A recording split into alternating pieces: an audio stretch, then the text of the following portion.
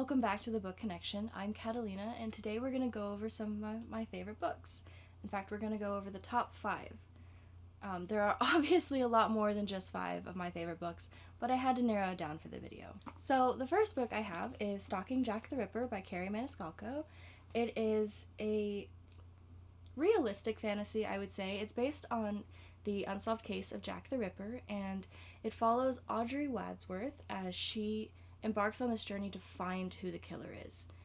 And of course there's a love interest, but Audrey's not your typical 19th century woman. She doesn't care for embroidery needles and doing all the things that ladies should do.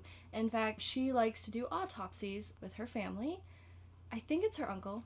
Don't quote me on that, but I think it's her uncle that she works with. He has another apprentice come in, who is Thomas, and eventually they have a little thing going. It's really fun to watch that happen as they fall more in love, and it's not a spoiler, everyone, just so you know what happens. You know it's going to happen.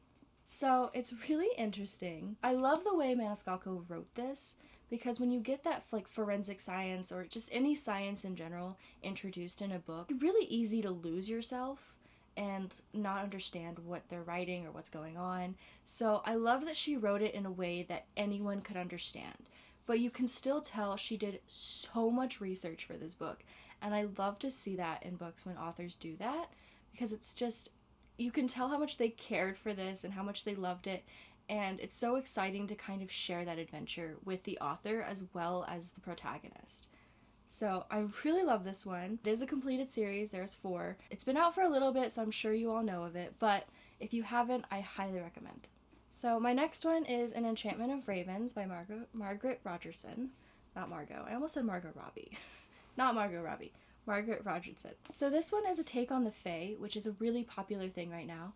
And I can't say I'm upset. I do love a good Fae story. What I like about this one, though, is that it's a unique take on it. You still have your typical Fae, oh, they can't lie situation, and they're kind of above humans, but she wrote it in such a way that it takes this thing that you know about and you know all the things, and it really turned it to be something new, and I love that. But this one is about a girl who's a painter, and she was employed by a Fae to paint him, and she did a very dangerous thing, which is she painted him with emotion. And so there's just kind of this whole storyline based on that, and it's such an interesting thing. I've never seen that done before, where it's a painter. I love that. I haven't seen a lot of books that involve that sort of artistic aspect. So again, very interesting, very good take on the Fae lore, and it's just such a good story. Again, a little bit of a romantasy, but I'm here for that. So this one's a bit of a 2-parter. So the first book is House of Salt and Sorrows by Erin A. Craig. This is a take on the 12 Dancing Princesses, which I absolutely love. The Barbie movie for 12 Dancing Princesses was so good, and then I had a DS game with it, and I accidentally got rid of it, and I was so upset. And I've been searching for that DS game ever since, because I still have my first DS that my mom got me when I was a kid. And I try to get rid of it, but before I can, I just can't. It's one of those nostalgic things that I just can't get rid of. But anyway, besides the point here, if you find that game though, let me know, okay? Let me know. But yeah, this one's based on the 12 Dancing Princesses, and it is about 12 sisters, as you would expect, but they're slowly dying off. No one's quite sure what's causing them to die, if it was a murder or not. And we follow Annalee, I don't know. I don't entirely know how to pronounce it. I'm going to say Annalee. We follow Annalee, and it's just this story full of ghosts and ghouls and gods, and it's so amazing the way that she wrote this. It is a standalone, which again is a nice kind of thing, because I suck at reading series, really suck at reading series. I read the Throne of Glass series. I read the first 4 super fast, and then I didn't touch it for a year. So I'm really happy when there's standalones. They are one of my easier things to read. You get into the story, and then it's done. You don't have to like worry about, oh, when's the next one coming out. And I love that kind of feeling. But with House of Salt and Sorrows, we kind of follow Annalee as she tries to figure out why her sisters are dying. Like, what's causing all this thing. And they live in a house, a manor by the sea, where you get Salt and Sorrows from. And you just follow her. She tries to piece together this like murder mystery.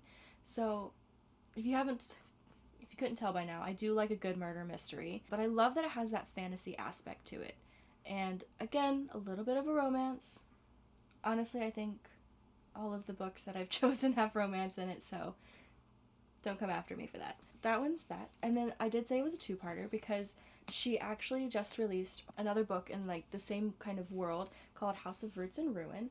I have not read this one yet. To be honest, I haven't even read the blurb. What happened was that Barnes & Noble sent me an email saying, hey, it's been released, or it was being released, yeah.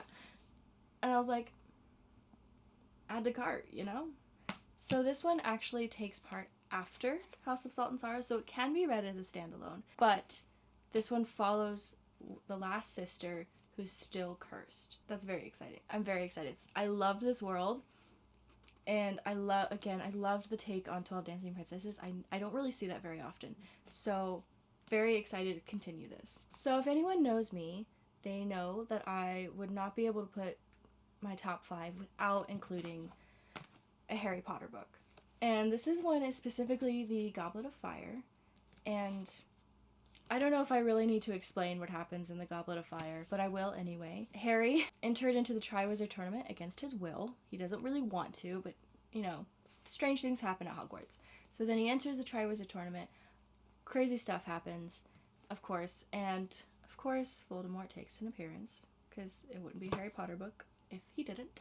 The reason, though, that I specifically chose the Goblet of Fire is because it is the point in the series when it stops being middle grade and it becomes young adult.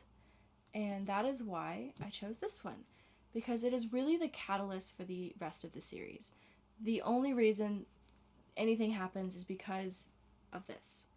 And it's where it takes its really dark turn into the series, and I love that about that. And I was reading this series as well, roughly at the same age that Harry was as he was growing, so I kind of grew up with reading the books.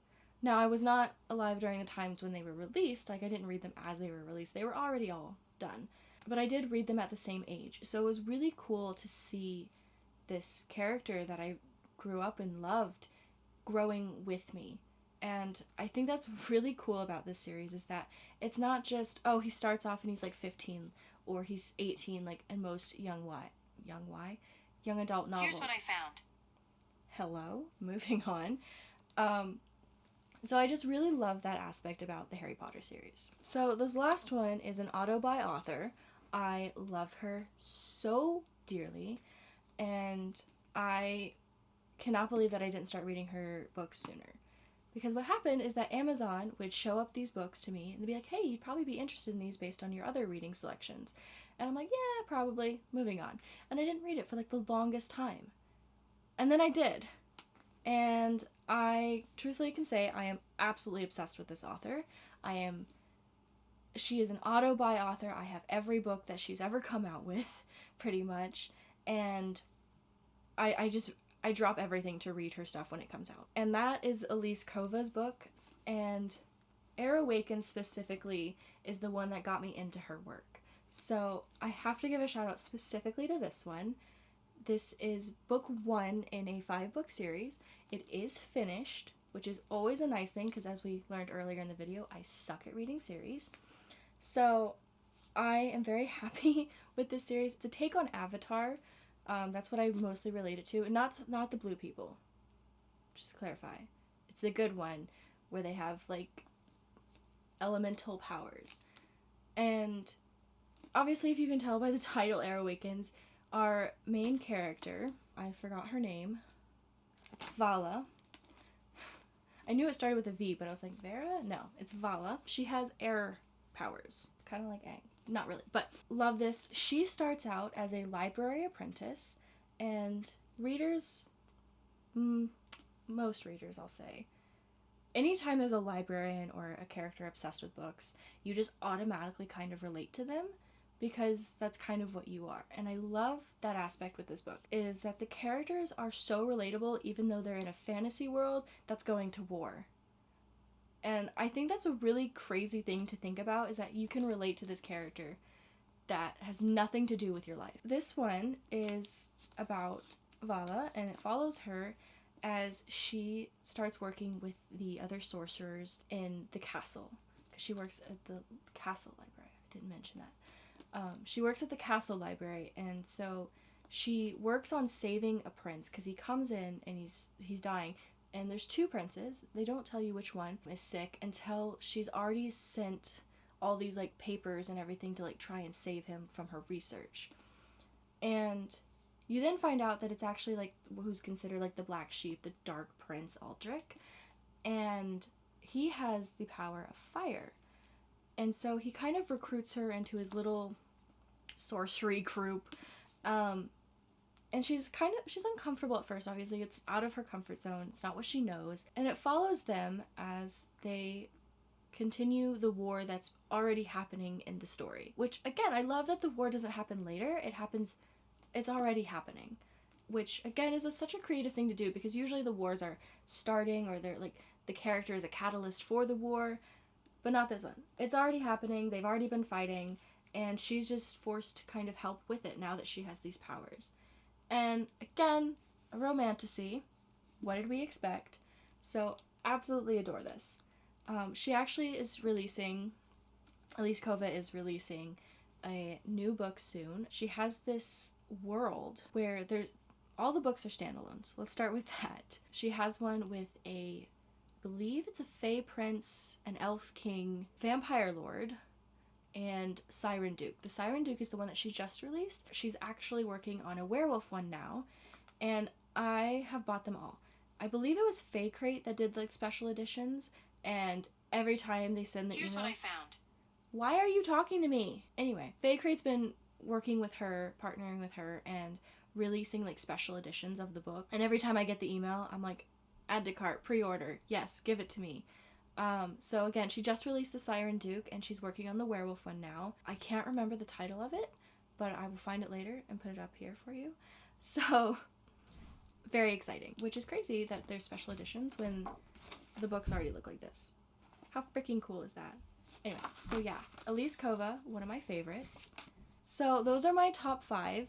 Obviously, I have much more, but we can't go through them all in one video. We'd be going through my entire shelves. So, thank you again for joining, and I will connect with you in the next video. Bye!